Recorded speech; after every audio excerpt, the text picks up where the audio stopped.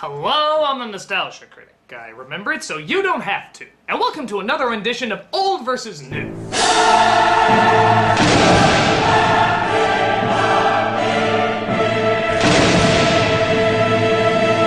We all know about Hannibal Lecter and his history in movies. Great sucked, great sucked. But one film that gets overlooked at times is actually Lecter's very first appearance.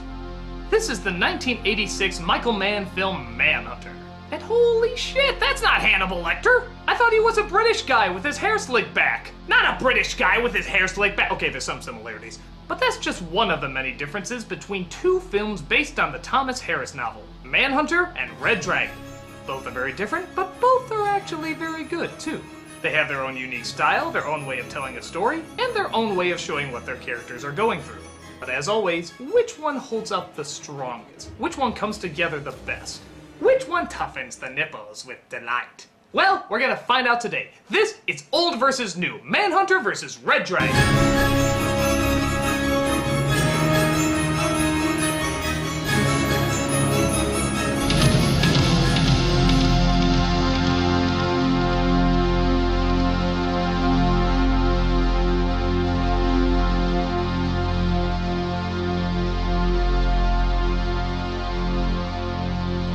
The only thing better than a hero is an anti-hero, the person who constantly walks the edge of good and evil. And these are two great nuts. That sounded bad.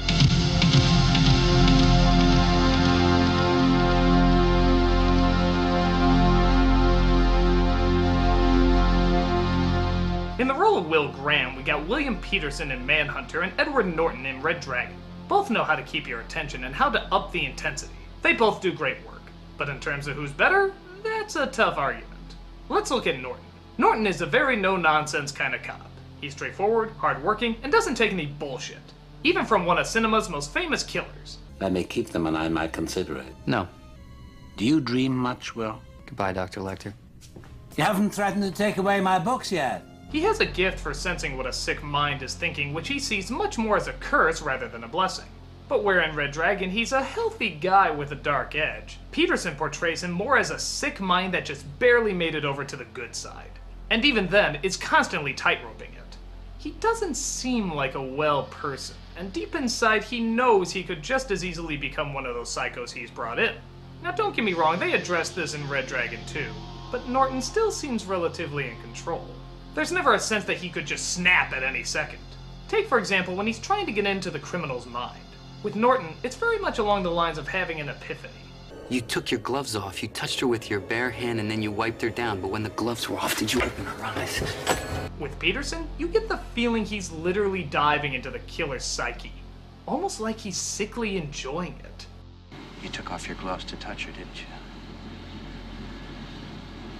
Didn't you, you son of a bitch? You touched her with your bare hands, and then you put your gloves back on. But while your gloves were off, did you open all their eyes so that they could see you? Yeah, what'd you have for breakfast? Wasn't it an Egg McMuffin? It was an Egg McMuffin, you fuck! Yeah!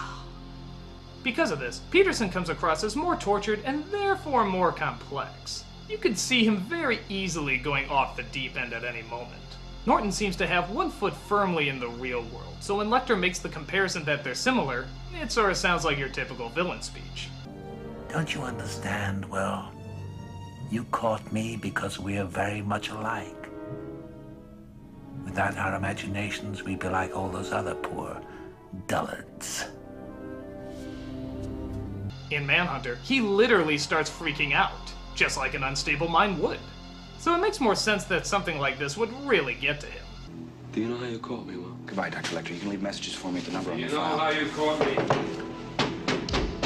The reason you caught me, Will, is you're just alike. You understand?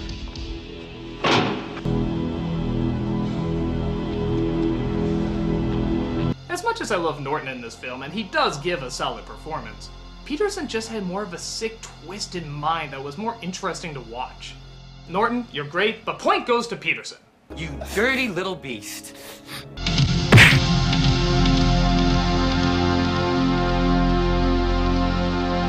Now let's talk about our main villain, the Tooth Fairy. Boy, wouldn't that have been a different film?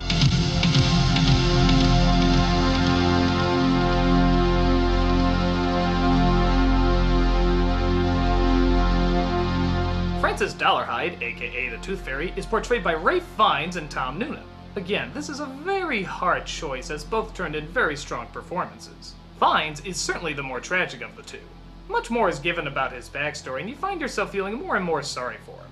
As you watch, you get the feeling that he doesn't want to do this, but his abusive past mixed with a sick mind creates a desperate need to go through this bizarre transformation.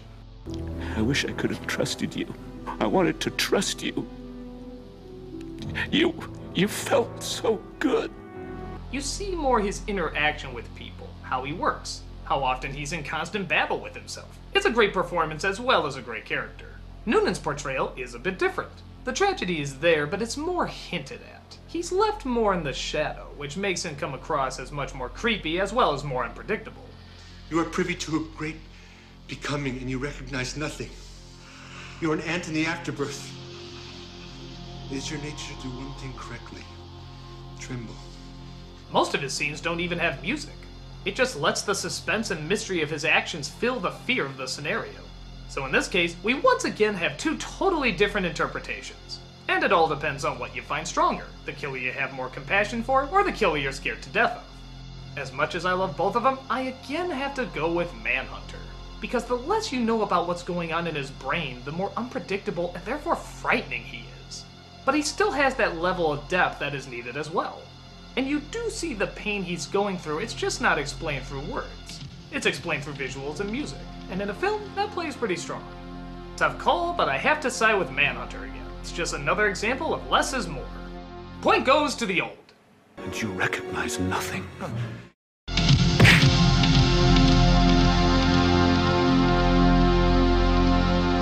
But now let's get down to the one you all want to talk about, Lecter. True, he's not the main villain in either movie, and one does have him much more than the other, but I still stand by the fact that these are two very good performances and deserve to be looked at. This is the best Lecter.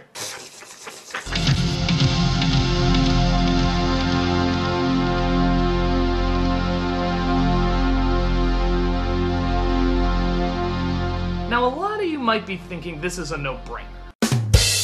Hopkins turned this role into an icon, and whenever anybody even says the name Lecter, they immediately think of him. So obviously, he should win. But Brian Cox actually has a very different and surprisingly effective take on the role as well. He's a fast talker, he's obnoxious, he's a jerk, but he also manages to get inside your head in a matter of seconds.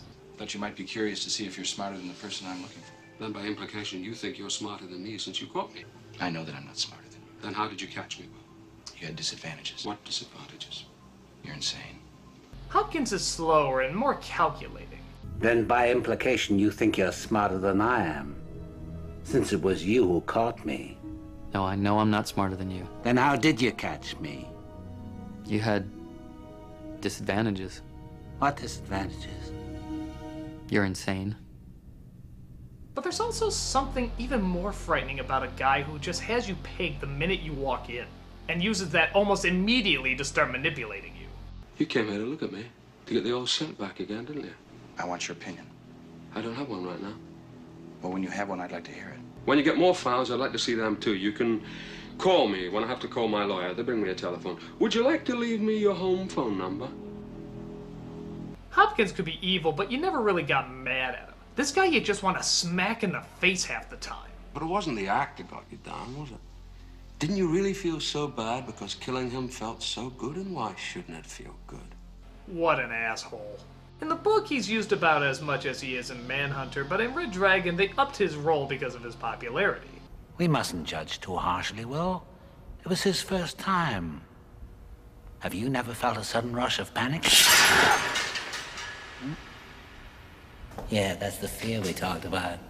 On top of that, we've also had two other movies to build up the creepiness. So by the time this one rolled around, there was a lot more build-up as to what to be afraid of. We also see how he was captured in Red Dragon, which is interesting, but I'd be lying if I said I sort of didn't want to see that. Like it's better left to the imagination. And come on, how did he survive that? Next time, drop a safe on him to be sure. It's true that his age can be a little distracting in the movie, but I'm not gonna lie, the character does seem stronger when Hopkins is doing it. Now, I'm sure a lot of that has to deal with the fact that there's more time and two other movies to develop him, and on top of that, it's an Oscar-winning performance. But still, I think it's worth noting Cox's performance as well. Yeah, it's different and there's not as much of him, but just like Michael Mann did with the other killer, there's little music, little shadow. The creepiness just comes from the performance and the blunt, harsh reality of the situation. With that said though, it's pretty hard not to love a guy who can find the real meat of a role. Point goes to the new. Smell yourself.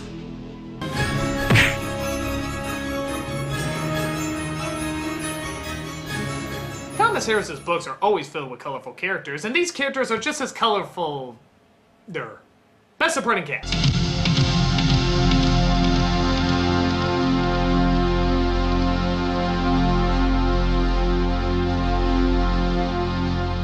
Again, a lot of good performances and actors to choose from. Let's start with Graham's family.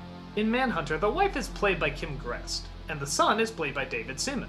In Red Dragon, it's Mary Louise Parker and Tyler Patrick Jones. While there is a connection in Red Dragon with them, Manhunter devotes entire scenes to how this is all affecting their lives. Even the scene where he confesses to his son the hardships of a sick mind and what it means to live with it. This is a very strong moment. Barry's mom had this newspaper. It said you were in a special hospital. Then I was transferred into the psychiatric wing. That bothers you, doesn't it? I don't know. Though, am I the only one distracted by just wanting to see the old labels for things? Oh my god, has Life and Grape Nuts ever changed their logo? The Nosy Reporter is also a lot of fun, played by a jackass Stephen Lang and a pompous Philip Seymour Hoffman. Both are great, but I think I prefer the snobby Hoffman a little bit more. That's just my personal preference, though. Jack Crawford is played well in both versions, as are the other investigators. Wait a minute, is that Barney in both of these movies? Holy shit, it is! It's like he's in 2 different dimensions! But for me, the tipping point has to be with the blind woman dating the killer, played by Joan Allen and Emily Watson. And as cool as Joan Allen is, it's Watson who is far more memorable. Much more time is given to the romance between these two, and it shows in more detail how their relationship grows, which makes it all the more tragic when you see where it all ends up. In the original, it's a little rushed. The idea is that he finally falls in love with a woman and his psychotic killer mind doesn't know how to handle it. When the attempt to kill her comes in Manhunter, it's just sort of like another kill. But in Red Dragon, it's a real hard choice, and we know why. We've seen them grow close together. The relationship with the family is important in Manhunter, but I think the relationship with her is more important in Red Dragon. It gives the character more of a purpose as well as a weight. Factoring all that in, it seems like Red Dragon truly does have the better supporting cast, though only by a little. Point goes to the new. You know, if you don't want to talk, that's okay.